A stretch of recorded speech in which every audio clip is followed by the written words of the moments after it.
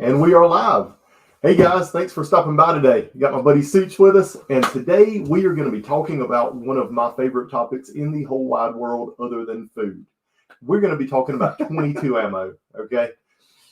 And there are so many options out there that's available for 22 ammo. You go to your big box stores and there's shelves of it. Thank goodness we're finally starting to see it available again. But there's shelves of it. There's all different types. There's all different brands, different projectile weights. And we're really going to walk through a lot of the different options that you have with 22 ammunition today and talk about what will work best for your intended application. So I want to thank my buddy Sootch for showing up today, coming over and hanging out with us and bringing his bright smiling face for us to talk about. With my hair on fire coming in at the last freaking second. That's right. That's right. And if you don't know who Sootch is, check him out over on YouTube, Sootch00. I'm sure most of the world knows him, but there might be that one person that's watching today that has never seen his channel. Make sure you check it out. It's awesome. Awesome. And his other channel as well, Sensible Prepper. We do a lot of stuff over there, talking about different prepping items, different prepping things, and it's incredible talent. So you guys make sure you check him out. Wow. With a capital T. I would have come over just for that. Oh, so let's just kind of jump right into it, guys, and we're going to talk a little bit about 22 ammo. And I guess one of the first things to talk about is what's out there and what's available. Who are your different manufacturers that you have for 22 ammo? And just to kind of pull a few off the top of my head, you've got Remington, who is finally back in business producing ammunition and firearms again. It's great to see that. Yeah, definitely. And then you have Winchester, a longtime staple in the ammunition industry. You've got Federal, you have CCI, SNK for some of your higher end stuff, Lapua, Ely or Ellie, depending on how you pronounce it. Aguila, I always mess that one up. Yeah, Aguila. Sorry, Aguila. Got it. Magtech. Aguila, maybe Aguila. Yes, it's one of them. It starts with an A and ends with an A. Got a bunch of letters in the middle. You can figure it out. But then you've got Magtech and Armscore, which are also some importers of 22 ammunition. All right, there's one very important one. You're right. Fiocchi.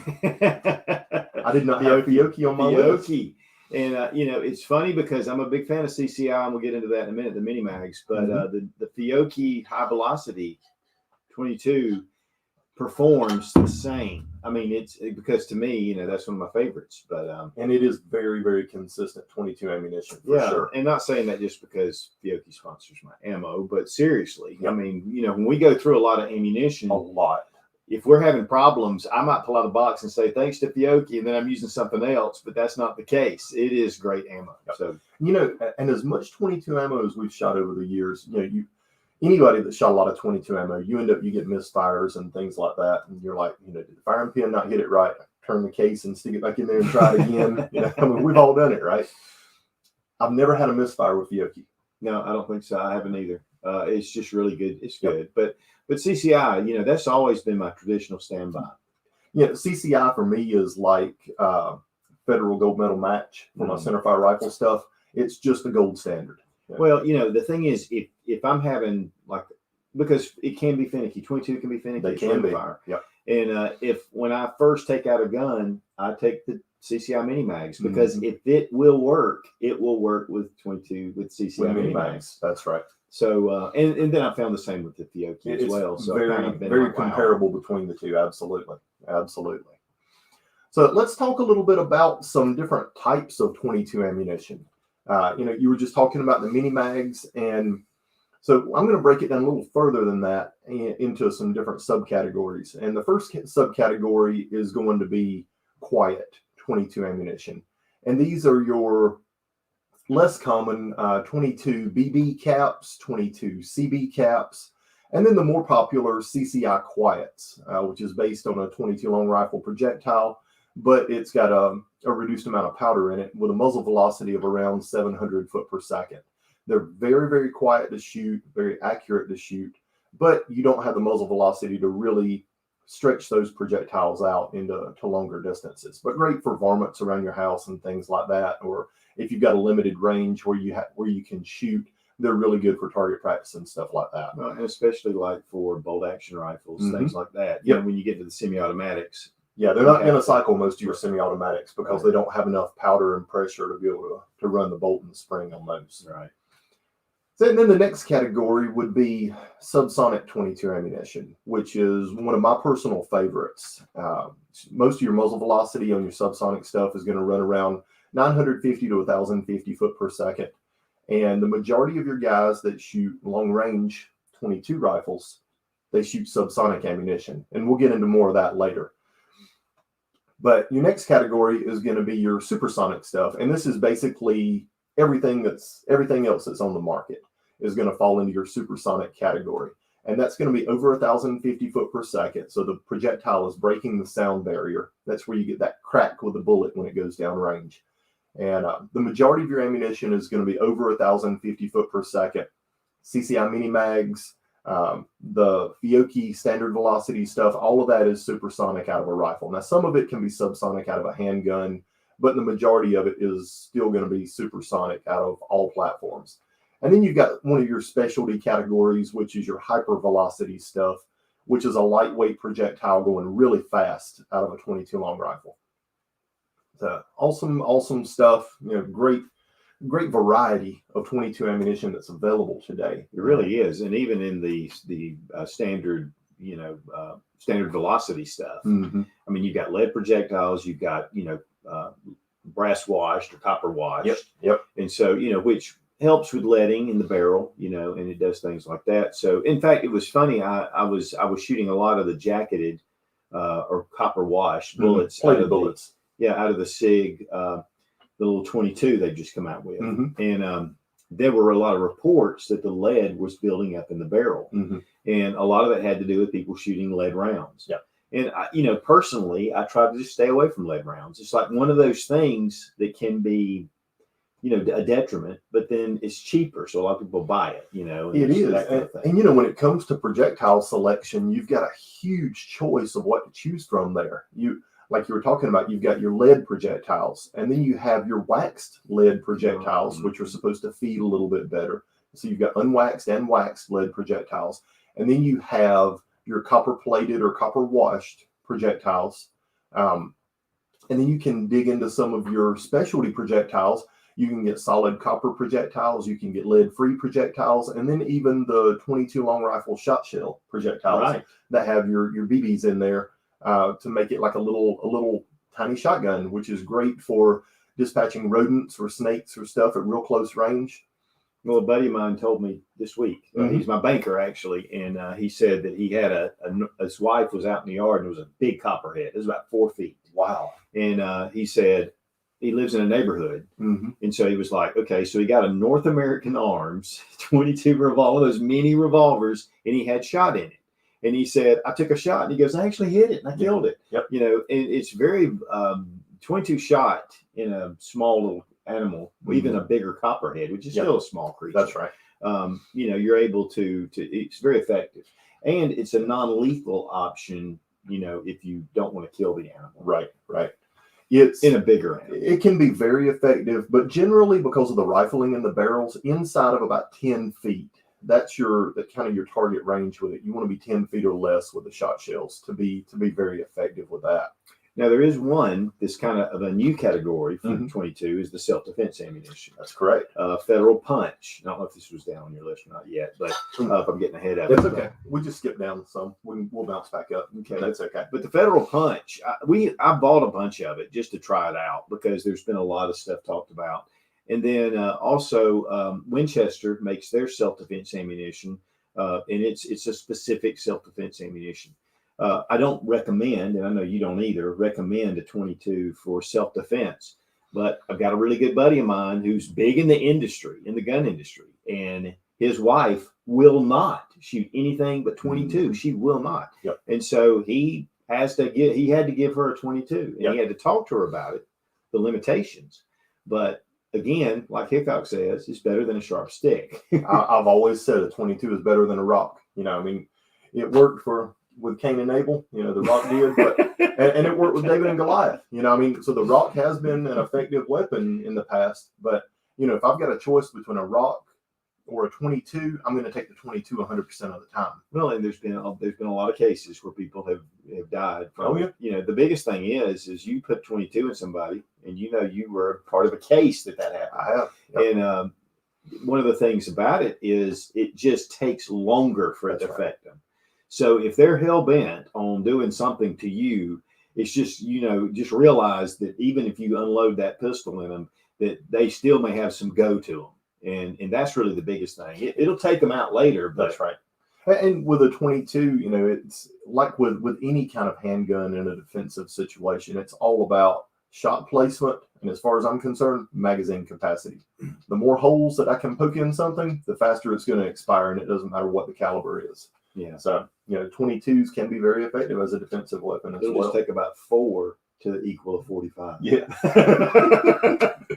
Now, one thing, and I will go on with it, but one thing about 22 to me that is huge is it's, of course, fairly inexpensive compared to centerfire. That's right.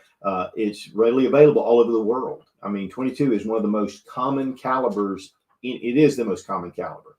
For self-defense, 9mm is probably the most produced now, but as far as just the number of rounds and the availability, and it's a light report.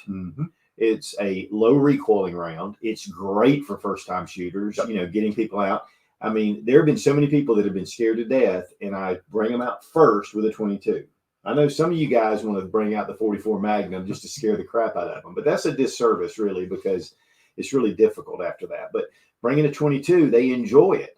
And then just explain to them this is going to have more recoil, and they're kind of building up to it. So it's really a great round all the way around for a number of different things. Absolutely. And, you know, I always start new shooters off with a 22 for those very same reasons. Light recoil, low report.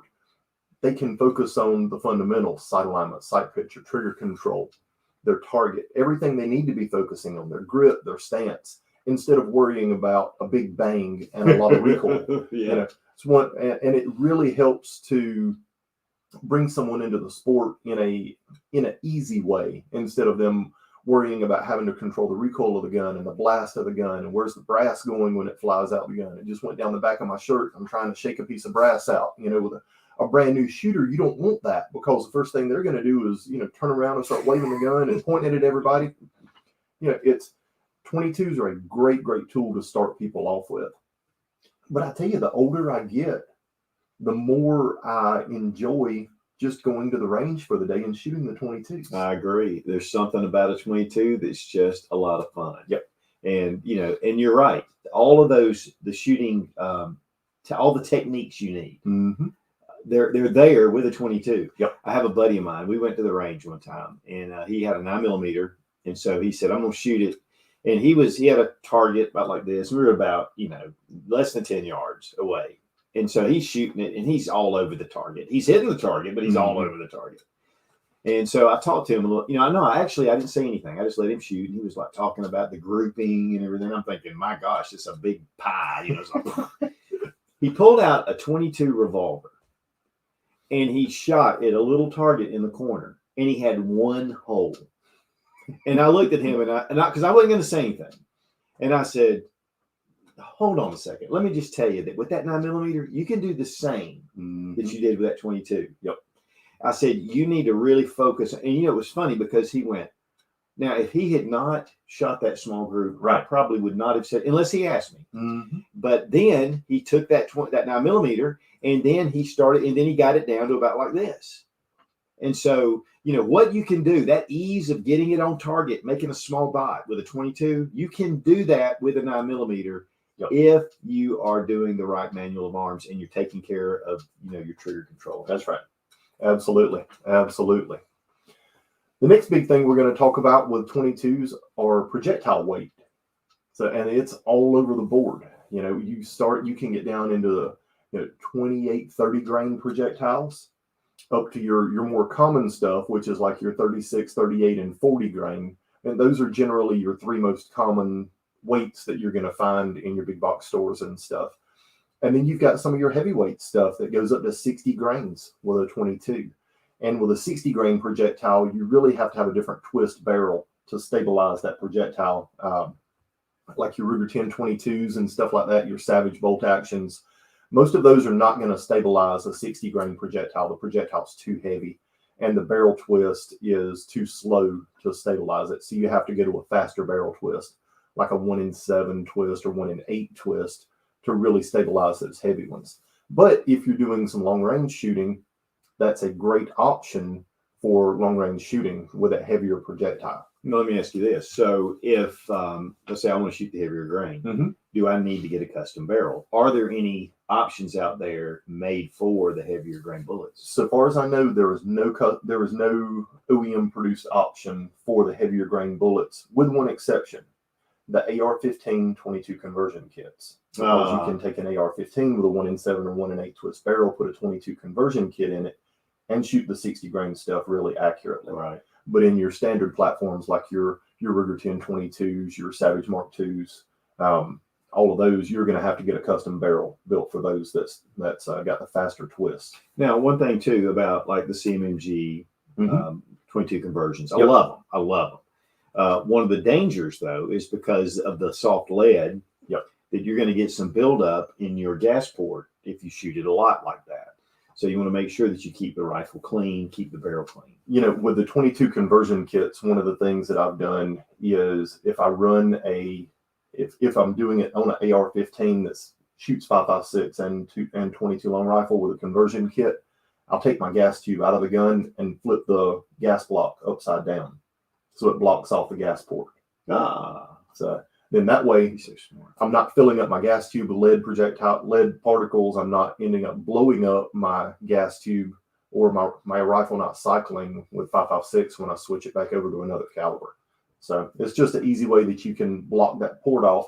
And then even if the port gets filled up with lead, you can take a little small pin or needle and clear the lead out of that port and clean it out really quickly and easily. You might be able to put a few rounds of 5.56 through it too. You could. Oh, it would blow it out for sure. One would probably purge it. But I like the little pin, just picking it out. It's nice and easy. So, but just some different options as far as projectile weights. And then you've got different projectile shapes. You've got your most common stuff, your lead round nose or copper wash round nose. And then you have your hollow points, and there's several different hollow point varieties that are out there. And even with the new defensive stuff that's coming out, those are going to be very specifically shaped hollow points or solids, depending on what the intended use is with the projectile. If they're trying to get it to expand, if they're trying to get it to stay together. So you've got options with that. But one thing that a lot of people don't consider with 22 ammunition, they're like, oh, it's a lead bullet, whatever. Different companies have different Burnell hardnesses on their lead. Winchester, for example, if you're shooting Winchester rounds into ballistic gelatin, will expand to about the size of a dime. It just almost flattens out completely. CCI mini mags, and your Federal ammunition don't really expand at all. They maintain their shape through the ballistics gel. They don't deform any. But the Winchester ammunition, it flattens out a bunch, and you get very minimal penetration with it. I think we were only getting like 6.5 or 7 inches of penetration in ballistics gel block, versus the CCI and the Federal, because they don't flatten out and expand. We were getting about 12.5 to 13 inches of penetration in ballistics gel. So if you're planning on using a 22 for personal defense, make sure that you do a little testing and do some research on your ammunition that you're going to use, because that Winchester round that flattens out like that, you're not going to get penetration with that round. It's just not gonna get it done. So you're going to have to go with a projectile that has a harder Burnell hardness to be able to get penetration like you're supposed to. One of the things about the gel block, and it's funny because at one point I always wondered, I thought, why 12 to 18 inches from FBI?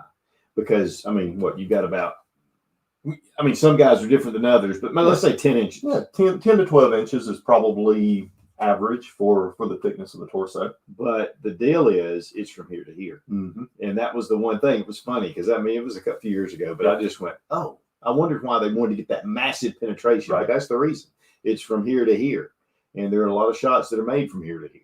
Well, and then you've got ribs that you're having to shoot through. Right. And bone is tough. Bone is dense. True. And, different body styles, different body types have different bone densities.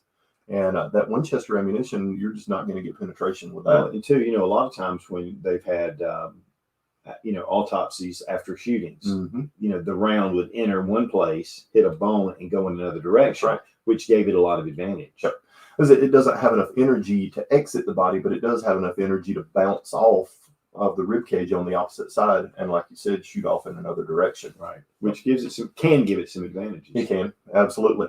But I can tell you from personal experience on some cases that I've been on, the CCI mini mags will shoot all the way through, both front to back and from like lower torso and come out up here. Wow. Yeah, so lots of penetration with the CCI mini mags. I was actually pretty surprised at how much penetration that those rounds were able to get. So what do you think about as far as the mini mags versus the stingers or the velocitors? I mean, you got a lot more velocity going. You do. Yep. And the short answer is I've never done any ballistics gel testing on those projectiles to see how soft they are, how hard they are, how much they expand, and what kind of penetration you can get on ballistics gel with those. Sounds like a project. It does sound like a great little project for sure.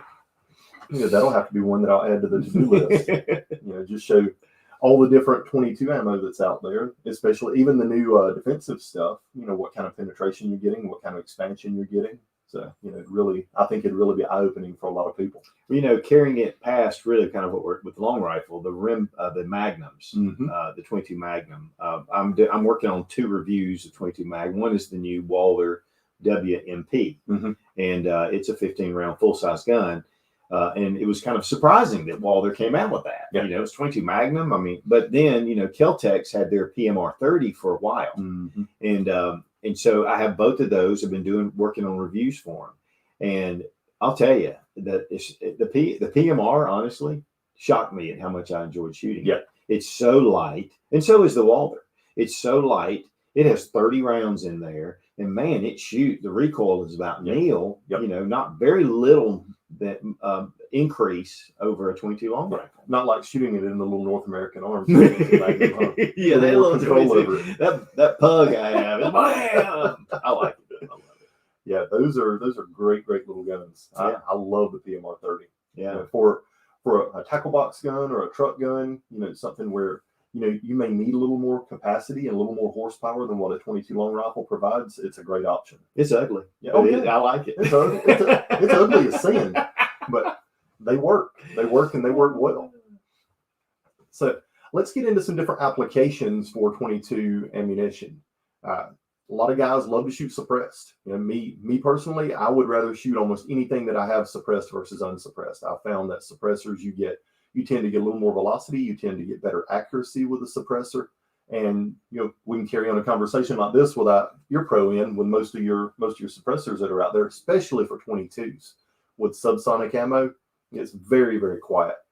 So if you don't have a can for your 22 and you live in a state where you can own it, that is one thing that I highly recommend is a can for your suppressor. All right, next option is going to be hunting, different hunting options. And then if you're hunting, you want to look at different projectile weights. A lot of times, if you're squirrel hunting or small game hunting, that Winchester ammunition may be a really good option because you're not trying to shoot through, 12 to 18 inches. You're only wanting 6 inches or 8 inches of penetration. And that lead projectile expanding really quickly, when it hits, it will dispatch small game very, very quickly and easily. That's a good point. So, it's just different applications, what you're looking for, right? And it's picking what's going to work best for your application. If you're shooting suppressed, you're probably going to want subsonic ammunition. You're not going to want supersonic ammunition because you don't want to kill the muzzle blast and then end up with a supersonic crack of the bullet out in front of you that really sounds like an unsuppressed 22. There's to the ear, you really can't hear any difference between unsuppressed and suppressed 22 that's shooting supersonic ammo. So ammunition selection, depending on what you're doing, is very important. The next big one is competition. Lots of guys are using 22s in competition now. Steel Challenge is a big one with the 22 pistols and the 22 rifles. And selecting the right ammunition for your particular firearm that is reliable. That's going to be your big thing for competition stuff. Right. What's going to work in your gun and what's going to work 100% of the time. And two, I think that even, and not to, as far as outside of competition, is Find out what's reliable. Yep. You know, I had a buddy of mine, he bought a Walther P22, and that's what he wanted. So he got it. He came down.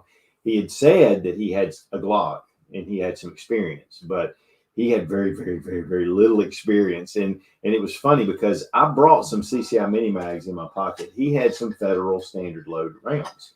And so when he put them in, and I said, well, they may or may not function sometimes in those pistols. Mm-hmm.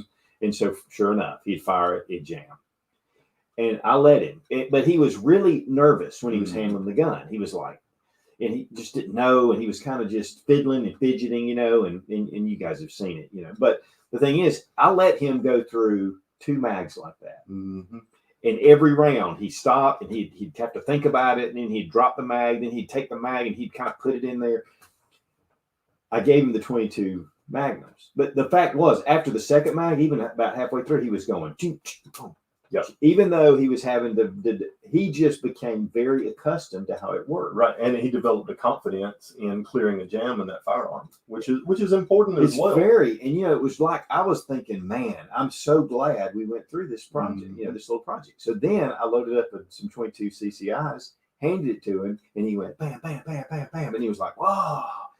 But if he had done that at first, I don't know that he would have gotten comfortable with the gun. Yeah. So it was kind of neat. And very well may have ended up selling that gun. Right. You know, just because it's not reliable, right, and he has no confidence in it. And it wasn't the firearm itself, it was the ammunition that he was using in it. So whatever 22 you have, if you have issues, play around with the ammunition. Yep. Find out what's best. Absolutely. You know, I've done a lot of those little pocket pistols. You know, the old, like what's now the Jimenez. It was a Jennings J22. Mm-hmm.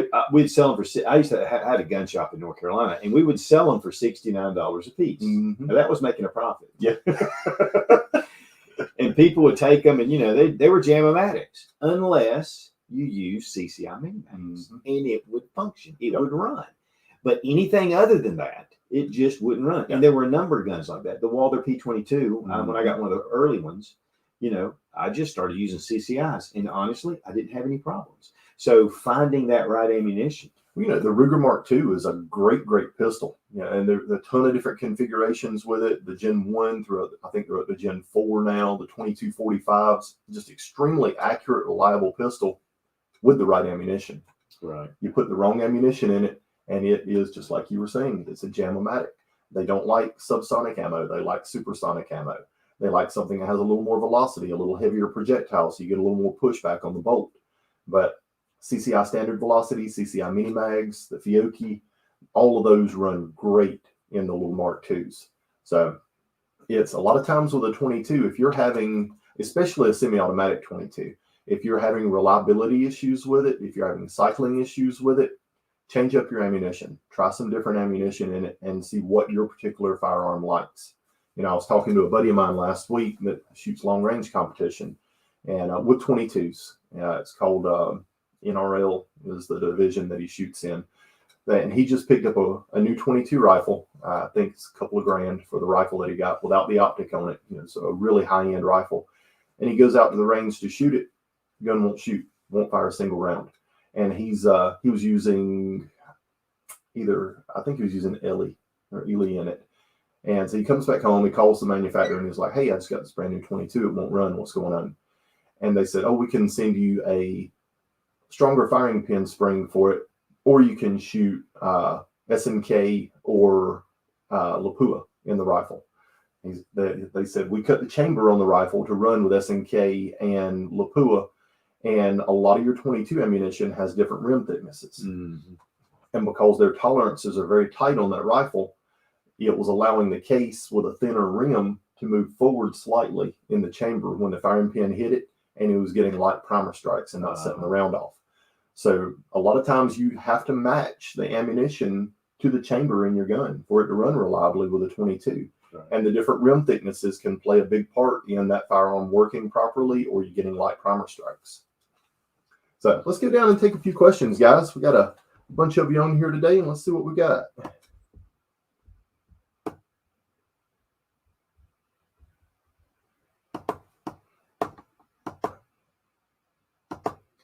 Philip Rivers says mini mags are number one here. And yeah, absolutely. The mini mags are great rounds. They've been the gold standard for a long time in 22s. It sure is great to see them back too. I was going to gun shows and paying premium price just to find a 100-round box. So now they're coming back. TB Rains says, I purchased a SIG P320 spring kit from you and installed the trigger spring. It does not reset every time. It has an Apex flat trigger, works fine with the SIG trigger spring. What do you suggest? Give me a call. 864-269-1212. After about 1:30 today, you have some free time, give me a call, and I'll help you work through it. And he's really, really alert at about 3 a.m. So yeah. At 3 a.m., my phones will be forwarded to his. Thanks. R. Parker says, good afternoon, everyone. Beautiful day here in Northeast North Carolina. And it is here in South Carolina as well. It's about 70 degrees and sunny. And, this past weekend, we had some great weather this weekend. Yeah, we did. My little guy, he races go-karts, and he had a big race this past weekend, and I ended up getting sunburned at the track. That was a good time. We had fun. Mr. Landfill says, at the range, we kept an old high-standard 9-shot revolver full of those buckshot loads. Yep. It's a great tool for dispatching snakes and stuff at the range. And, here in the South where we live, snakes, and especially where I live here, for some reason, we've got a ton of copperheads here. And that's something that we always try and keep around, or some of the CCI shot shells for dispatching copperheads in the yard. Right. And, a lot of people are like, oh, you shouldn't kill a snake. Listen, one bit my dog and it cost me a bunch of money. I will shoot every single copperhead that I see in my yard. All right. Copperheads are sneaky. Yeah. They'll wait on you. Right.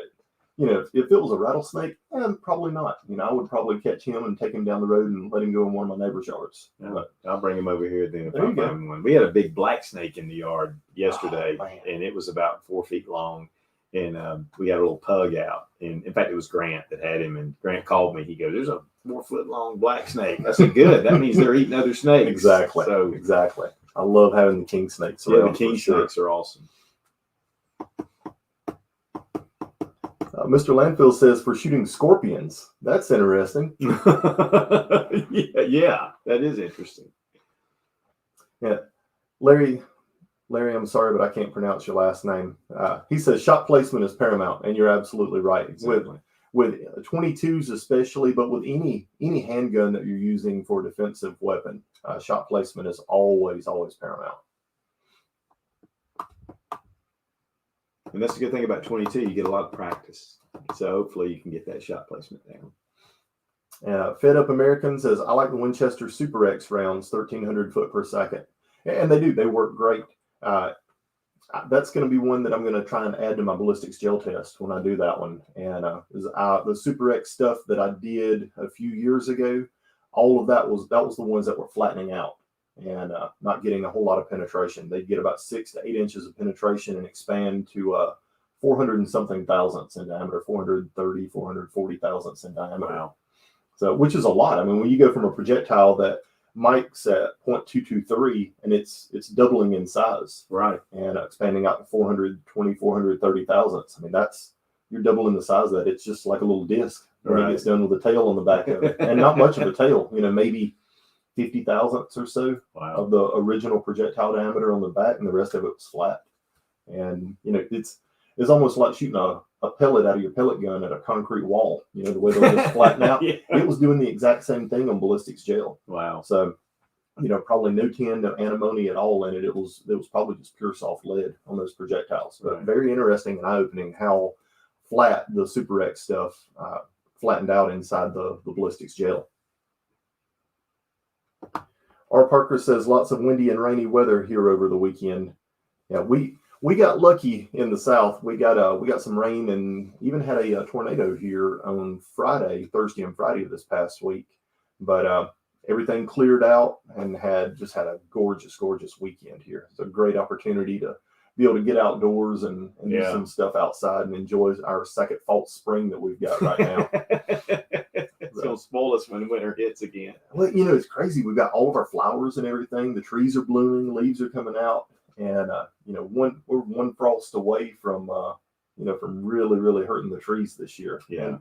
most of your farmers around here, they realize that it's a false spring, and they're preparing their ground and everything to be able to plant. But normally here in the South where we live, we don't plant until after April the 15th, because we just don't have we still have some cold snaps that can come through prior to April. Yeah, we get big snows in March. Yep. Sometimes. That's right. Maybe not this year. This year it may end up being a really early spring and a really hot summer, or maybe a really early spring and a really short summer. Yeah, who knows? Whatever. It's just more time to go out and shoot 22. It's going to be beautiful weather to go out and shoot 22s. That's a fact. Yeah, R. Parker says, if it's poisonous, I kill them, and all the rest, I just carry them out to the soccer field or in the woods. Soccer field. I'm sorry, he said field. Field or in the woods. Then he gets his video camera out. Right? Fed Up American says, I shoot those Super X rounds out of a Smith & Wesson M&P 22. It's a dedicated small varmint gun. And that's for a small varmint out of the M&P 22. That is a great, great round for dispatching small varmints. It's very effective. So let's jump back into talking about competition with your 22s. And there's a few different styles. There's Steel Challenge, which is speed action shooting, both with pistol and with rifle. And then you've got your NRL 22 matches, which is your long range 22 matches. And a lot of guys use semi-automatics as well as bolt actions in the long range shooting with 22s now. It's become really popular over the last few years. We'll talk about the Steel Challenge stuff first, and then we'll get into the long range stuff. So with Steel Challenge, you want a round that's going to be very, very reliable. You're not worried so much about bullseye pinpoint accuracy as you are reliability. You can sacrifice a little bit of accuracy with your 22 rifle or pistol if you get more reliability out of it. And the majority of people that shoot the 22 Steel Challenge stuff, they're using CCI, standard velocity, or CCI mini mags. Targets are out, I think 25 yards or so is about the furthest target. And it's all about how fast you can align your sights on the target and pull the trigger. If you've never watched any of the Steel Challenge stuff, check some out on YouTube. They have a world championship every year, and there's literally people from all over the world that come to compete in that match. And I think over the years, there's been a lot of competitors from Japan that come over here and compete in the Steel Challenge matches. And during the year, they do all of their 100% of their training in Japan with airsoft guns. Wow. And then come here to the U.S. and compete in the 22, and then with the 9mm with iron sights and red dot sights on their pistol. And there's been several Japanese competitors that have came over here and won the Steel Challenge just by training all year with an airsoft. Well, they may be able to get more training with the airsoft than they would even with the regular ammunition. Mm-hmm. And it sure does cost a lot less. It's when you start looking at the cost of green gas. Oh yeah, that's true. They're running the green gas in those, and then the heavier BBs and everything. So it can be expensive as well. Right. But yes, it probably is quite a bit less expensive than shooting even budget 22. And you can do it inside if you want to. That's right. But it's getting all the different fundamentals down. It allows you almost mastery of your fundamentals because you've taken the muzzle blast and recoil completely out of the firearm. Now, with some of the blowback airsofts, you do still get some recoil from it, and it's not much different than shooting a 22, right? As far as the recoil impulse that you get. But it's a great, great training aid for working on speed drills, especially for Steel Challenge. Right. Which leads into, if you have airsoft, which we do, having airsoft and training with it, there is a lot of viability to that to really increase your training. When I shot competitively in USPSA a few years ago, that was my biggest training tool during the week. I would work on my draws, I would work on my splits, I would work on my transitions, picking the sights up quicker, and I used the airsoft a lot for that. To the point, I got a really, really nice airsoft pistol that matched one of my STI 2011s. Wow. Yeah. Weight, feel, had the same sights. I stippled the grip, undercut it. I mean, it was, if I laid the two down on the table, you couldn't tell me which was which, the airsoft or the real gun. And, I did during the week, Monday through Friday, the airsoft is what I did the majority of my training with. Right. And then I would go to the range and reinforce that with some live fire training at the range with my 9mm or 40 caliber, depending on what division I was shooting in. but I think the airsoft really allowed me to improve my game very quickly. Right. Especially with just the transitions going from target to target and back to the other target. You pick the sights up, and you learn how to pick the sights up and track the sights, and how to transition with your body, from a wide swing, and keep the gun from doing this. When you go from here way over to here, when you get to the end with a big wide swing and your arms are out like this, the gun gets over here and it wants to bounce, right? Right. So learning how to transition like that on a big wide swing and be able to minimize the downtime in between shooting was something that I was able to figure out with an airsoft that I would have probably never noticed if I was just shooting 9mm or 40 caliber. Right. That's true. Well, it surpasses dry fire. It does. Which dry fire is a great tool to be able to improve your shooting. But you don't get the target feedback from it. And that's where when you're actually sending a round down range, whether it's a BB or a bullet, end of the day, they're all BBs. But, you just bigger ones or smaller ones. But you don't get that target feedback. If you're shooting steel, you get that instant feedback. You hit it, right? If you're shooting paper, a lot of times you don't get the auditory feedback. But you can get the visual feedback afterwards when you finish shooting. Right. So a great training tool. And then 22, once again, if you're not using airsoft, the 22 is another great caliber for a training tool at the range if you're wanting to do live fire practice, but you're not wanting to spend $20, $25 a box on 9mm. Right. You can get I saw some MagTech 22 on sale, $3. I think it was $3.40 or $3.50 a box. Wow. For 50 rounds. So about $7 for 100 rounds. Wow. And that's getting back down to where prices used to be, where ammunition prices normally were. Right. CCI standard velocity and mini mags, both of those prices are back down to where they were pre-COVID. I'm seeing those for around $10 a box, $11 a box, which is about where they were before. Right, because they were $19.99 a box during COVID. Mm-hmm. Yeah. So you're starting to see your 22 ammunition, the prices are starting to level out and get back to where they're supposed to be, which will allow you to buy more ammunition, have more ammunition, and to be able to shoot more, which at the end of the day, that's what it's all about. To pull the trigger more. Yeah. I justified when I started reloading to my wife, we were talking about it, and she was like, well, how much can you save if you reload? And I'm like, honey, I can save this much money. It's like 50%. It's really not a 50% savings. It just means that I can shoot twice as much. Okay. And with your 22 ammunition coming back down in price, that's what it's going to allow you to do. It's going to allow you to stock up on it. So if something happens again in the future, you're not sitting there, holding your thumb going, I don't have any 22 ammo. Has anybody got any 22 ammo? It's available now. Now is the time to stock up on your ammo. Find out what your gun's like and start to buy it and stock up on it. And that way you've got a surplus set aside. So if something, I won't even say if, when the next big thing happens and ammunition dries up again, you're going to have the ammunition for your firearms. That's right. So let's talk a little bit more about self-defense with the 22. And we touched on this a few times. There's a lot of different ammunition available out there for self-defense. There's even some companies that are producing dedicated ammunition for the 22s now for self-defense applications. Make sure you do your research on the rounds that you're going to use. If you're going to carry a 22, make sure that it's a harder projectile and that you're going to get the appropriate penetration to be able to stop a threat. And then the next thing is, how much 22 ammunition should you buy? That's a great question. What is the amount in your bank account? And really, the 22 ammunition, like all ammunition, if you store it in a dry, moisture resistant area, like I use ammunition cans, the 9mm or 50 cal ammunition cans to store most of my ammo in. And I put a desiccant pack in there, so when I seal it up, if there's any moisture in there, that desiccant pack's going to absorb that. That ammunition will last indefinitely as long as it stays dry. Well, I've got a good example. Back during the first assault weapons ban, we would go to the store, and of course, ammunition was very difficult to find, but they did have federal bulk packs, the white box, the black lettering, and everything. And we'd pick up one every time.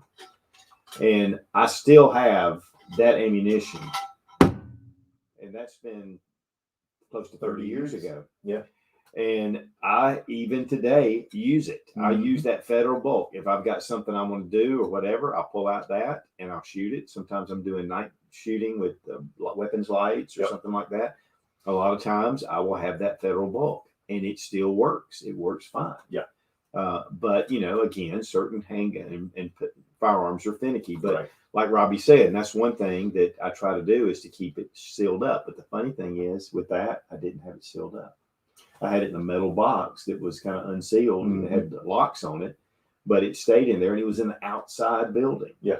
So you never know. But the best thing, like Robbie said, is to put it in ammo tins.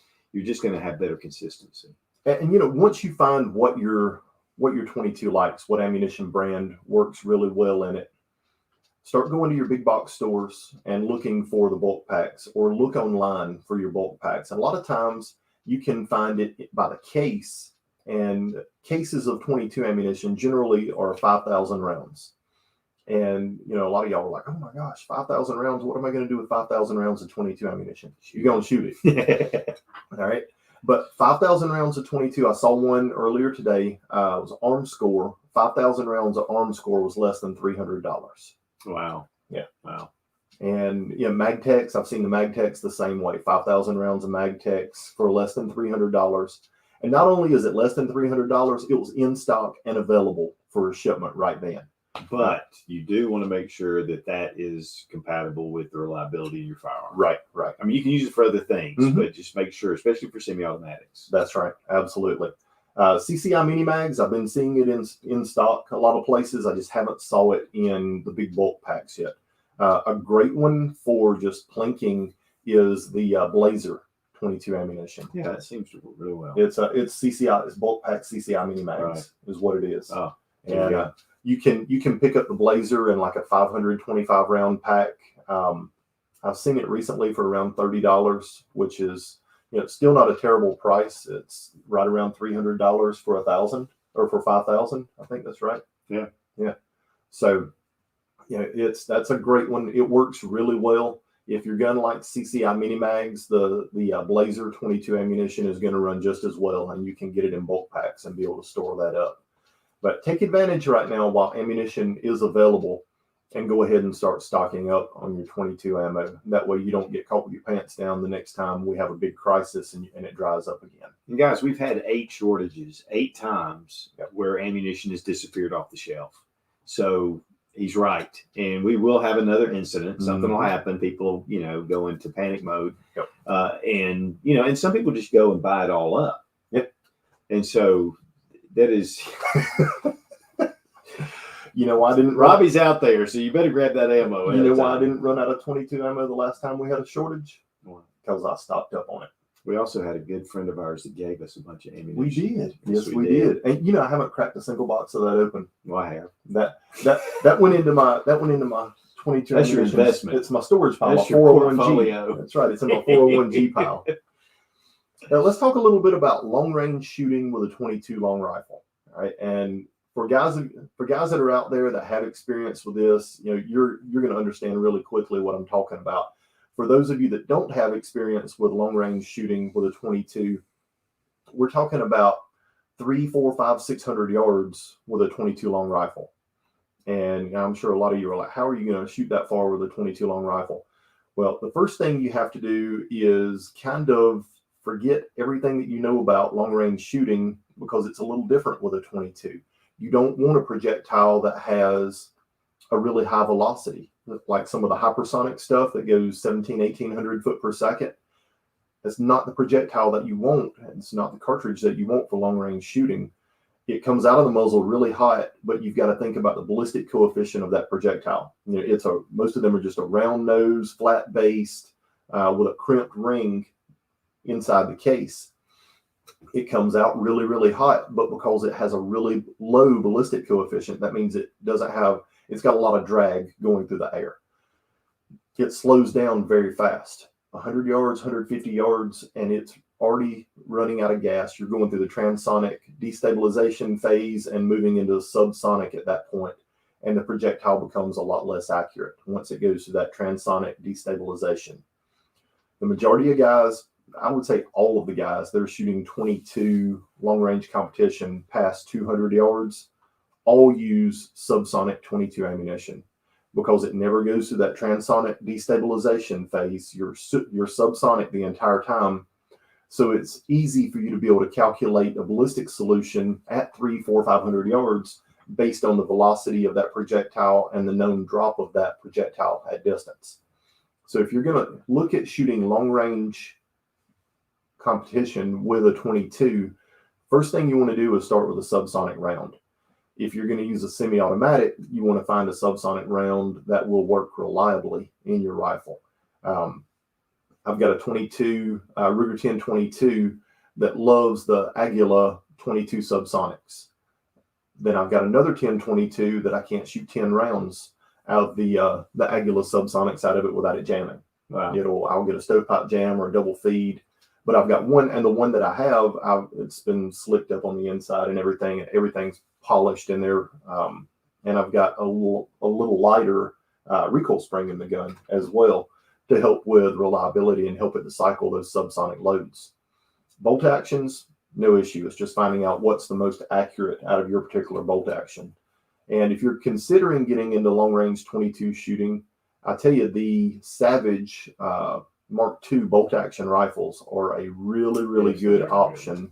If you're looking for a budget rifle to get started with, get the one with a bull barrel. It's a great option. And the Ruger precision rifle in 22 long rifle is another really good option for a budget rifle to get into long range shooting. But good glass, making sure you have good glass that's adjustable for your elevation, windage. You've got target turrets on it and has some sort of ballistic reticle in it for doing holdovers as well, is something that's going to be very important. Especially with 22 at long distance. Yeah, because there's a lot of drop. That's right. Yeah. Yeah, most of the guys that shoot 22 long-range rifles, they're using either a 30 MOA scope base or a 40 MOA scope base to allow them to be able to reach out to 400, 500 yards or beyond. A flat base isn't going to get it done. If you've got a flat base on your rifle, you're going to run out of elevation around the 300-yard mark. 22 or 20 MOA is going to get you in the 400 range. 30 MOA will get you in the 500 range. 40 MOA will get you 600 plus. Wow. And still have adjustment left in your scope to be able to reach out those really long distances with a 22. It's pretty cool though, because you can really learn the bullet drop. You can learn the ballistic coefficient, of course, aerodynamics mainly, and just how the bullet's functioning. Mm-hmm. And you're not spending a lot of money on, centerfire like 6.5 Creedmoor or something like that. And it really then it transitions over to your centerfire capability. It will make you a better long range shooter because you have to really understand the wind and how to read wind.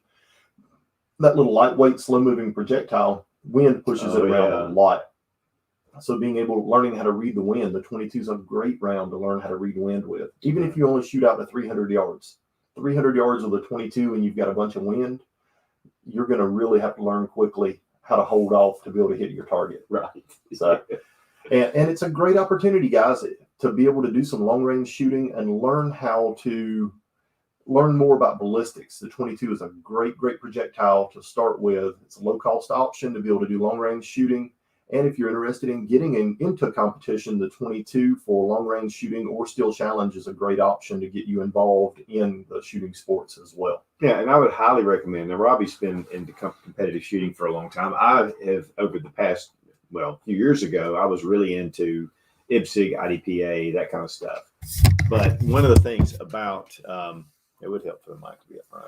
It would be. It's weird. One guy here said that the audio doesn't sound real good, and then another guy says the audio sounds great. So, but training. I'm gonna tell you something, guys. If you really want to step up your confidence with a firearm, there is nothing better than competitive shooting. And it was funny. I mean, the first time, I would sit there and look at my gun, and I'm shooting targets at just at a flat target, And when you go into especially IPSC type matches that are combat matches, and you've got a lot to think about and shoot, no shoot, and you've got your zones, there is a lot of handling, mag changes, malfunction drills, all that stuff. You're doing it under pressure. That's right. And under speed. And then you've got a lot of guys out there too that are doing the same thing. And so you're competing. And so it is really something that took me from one level to a whole new level with being proficient with firearms, to the point that, I remember the last match I shot, and we were shooting 45 1911s, and one of the things that really kind of surprised me was watching the bullet come out of the barrel and hit the target. Yeah. Because once you really start dialing in and you focus, now my eyesight's not as good as it used to be, but once you really get that focus in, then you have a firearm that you're carrying for concealed carry. Man, it gives you so much more confidence. And it's just really one of the best things. I highly recommend local range, going and getting some, not just training, not going to a dedicated training class, which is excellent by itself, but competing is totally a different animal. It really is. It induces a little bit of stress, the stress of competition, other people watching you, the timer. And the timer, I've always referred to the timer as a brain eraser, because you see so many guys that are really good shooters, and when that timer beeps, it's like their brain just goes blank and they totally forget everything that they're supposed to be doing. You'll watch people just completely fall apart when that timer beeps. Another aspect too, and of course we would shoot 22s a lot of times, because they had 22 segments. But one of the things was, I had never had a malfunction. I had a Colt Gold Cup, and I love taking that at the range. And I use that for competitive shooting. Yep. And so I remember, though, I'd never had any malfunctions with it. The first match, I draw it, I'm firing a couple of rounds, and, and the gun malfunctions. Because when you're under stress and you're moving and, you may be holding your hand a certain way, things happen. It does. And yes, so it does. I'll never forget that thing malfunctioned, and I went click, and then I was like, it was like slow motion. I was going, and I'm looking at it, and then I'm like, oh yeah, and I hit the mag release, and I went through the drill.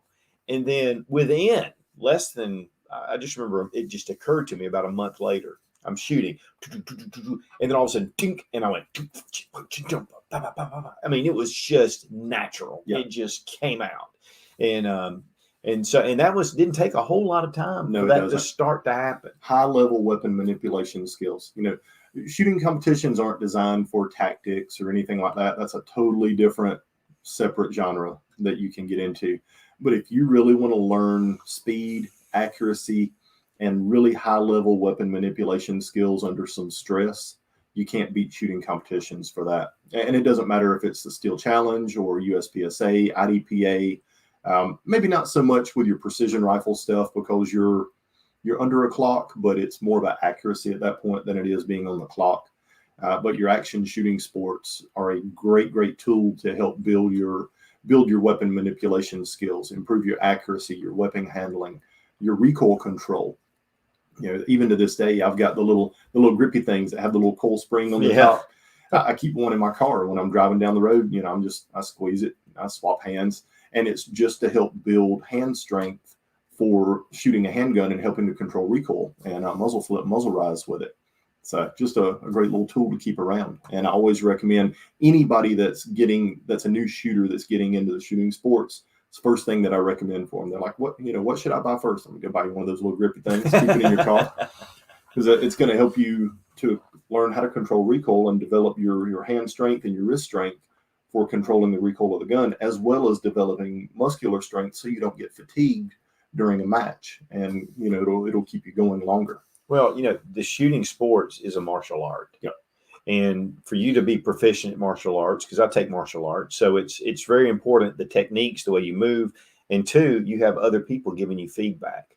And that's one of the things great about training is, you're watching a video of some guy doing something. Mm-hmm. And so you're mimicking that and you're working on it. You put somebody beside you that's critiquing you that goes, hey, you're standing like out to here. Your feet aren't right. This isn't right.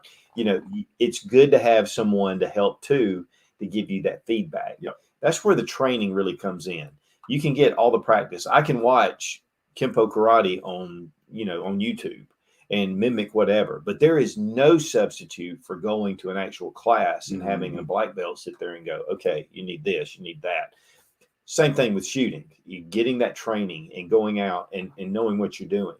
And, and then having someone that's you're accountable to them. So they're telling you this, you need to try this, and then seeing that action. Yep. That was one thing when we had a Patreon event. It was a Patreon only shooting event last year. And we're getting ready for the next one. But Robbie, he just said, hey, anybody wants tips, needs some tips on shooting, just see me. Well, he had a line. He had a big line of people. And everyone that came back was like, man, that helped me. That made me this. That helped me. It helped me with my grip. It helped me with my stance. It helped me to get on target. And that was just an afternoon, and just a part of an afternoon. Yeah. And that really, it was 10 minutes with each person that came over. And, just little things. But that's where, for somebody that's been shooting competitively for over 20 years and been shooting firearms literally my entire life, I see a lot of things that a lot of people don't see, a lot of little things that I can pick up on really quickly just by watching somebody pull their pistol out of the holster and point it at the target and go through and adjust them and tweak them as far as their grip, their stance, their thumb placement, where their support hand is on their pistol, their elbow position. Are they squared to the target? Are they bladed to the target? Are they using a weaver stance versus a isosceles stance? Just all the little things that you can tweak with somebody that, really quickly will, they'll see a huge gain in their ability and what they're able to do. Well, they're overcoming when they have a mistake or they're doing something different. They're having to compensate for it. And that just makes them more efficient. It does. Absolutely. Guys, thanks so much for stopping by today. We really appreciate you watching. And if you haven't shared this video with your friends, once it's over, make sure you share it with your friends and let people know more about us. We'll be back on here live next Monday from 12 o'clock to 1 o'clock with the great Sootch. And we are going to have an awesome topic to talk about next week. I'll get the link published in the next little bit for next week's live. But thanks again, guys, for watching. We really enjoyed it. See you guys.